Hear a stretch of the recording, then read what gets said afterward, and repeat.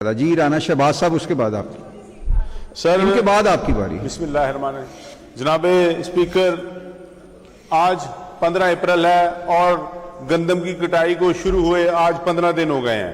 آج ضلع جنگ تحصیل احمد پور سیال میں جب گندم کٹ کر جا رہی ہے تو وہاں پر اعلان کیا گیا تھا کہ سرکاری طور پر خریدیں گے، لیکن ابھی تک ایک بوری خریدی نہیں گئی. 10 تاریخ کو ان کا اعلان تھا کہ ہم آپ کو شام کو پیسے اکاؤنٹ میں مل جائیں گے، گندم لے آئیں، لیکن ایک بوری خریدی نہیں گئی. پورے پنجاب میں یہی حال ہے. نہ باردانہ ایشو کیا ہوا ہے، صرف لوگ آ رہے ہیں جی نام لکھا دیں چلے جائیں جی آپ کا تصدیق کروا رہے ہیں.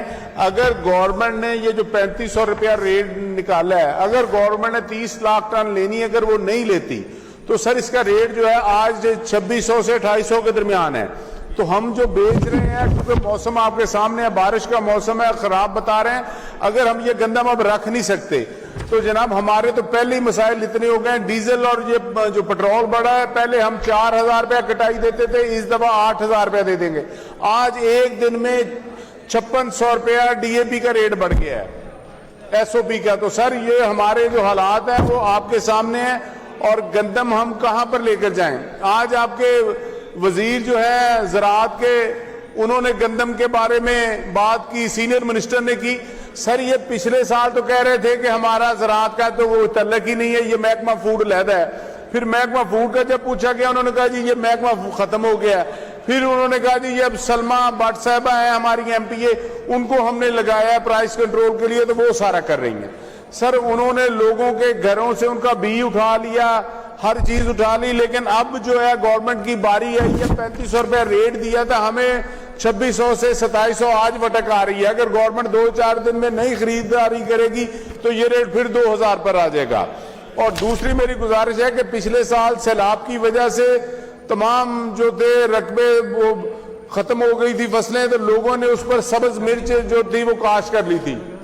اب حالات یہ ہیں کہ سبز مرچ جو ہے وہ دنیا میں کہیں بھی نہیں جا رہی. ہماری بارڈر بند ہے، پہلے افغانستان چلی جاتی ہوتی تھی، اس کی وجہ سے ہم جو چنائی دیتے ہیں وہ 32 روپے اور شاپر کا خرچہ ہے 1-5 کلو کا، لیکن ہمارا وہ بکتا جو ہے وہ 40 روپے کا ہے. اب جو ہے اس میں لوگوں کو کروڑوں روپے کا، اربوں روپے کا نقصان ہو گیا. گورنمنٹ اس کی طرف بالکل توجہ نہیں دے رہی کہ کیا کرنا ہے کیا نہیں کرنا.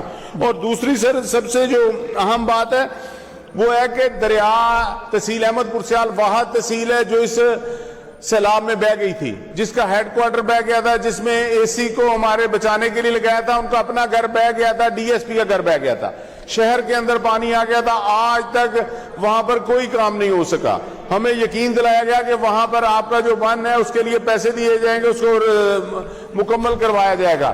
سر 2 ماہ رہ گئے، دوبارہ پانی آ جائے گا، وہاں پر ابھی تک کوئی کام شروع نہیں ہوا. تو میری گزارش ہوگی کہ جیسے اسپیکر صاحب نے بھی کہا تھا تو ہمیں اس کے پیسے دلوائے جائیں. اور دوسرا سر ایک سر لاسٹ میں کہہ رہا ہوں، سر تقریباً ساری رات بجلی نہیں آ رہی، 10-10 گھنٹے کی لوڈ شیڈنگ ہے. سر گاؤں میں جا کر دیکھ لیں، ہمیں مچھر سونے نہیں دے رہا ہے، صرف یہ کیمیکل بکوایا جا رہا ہے مچھروں کے لیے. سر ہم ساری رات جو ہے بیٹھ کر گزارتے ہیں.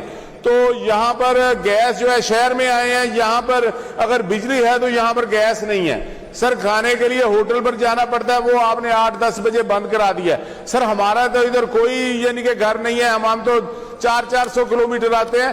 یا ایم پی ایز کے لیے کوئی ہوٹل ایک کا بندوبست کر دیں، یا ہمارا کھانا داتا صاحب سے لگوا دیں، یا کوئی گیس کی ٹائمنگ ٹھیک کر دیں کہ ہمارے گھر پک جائے.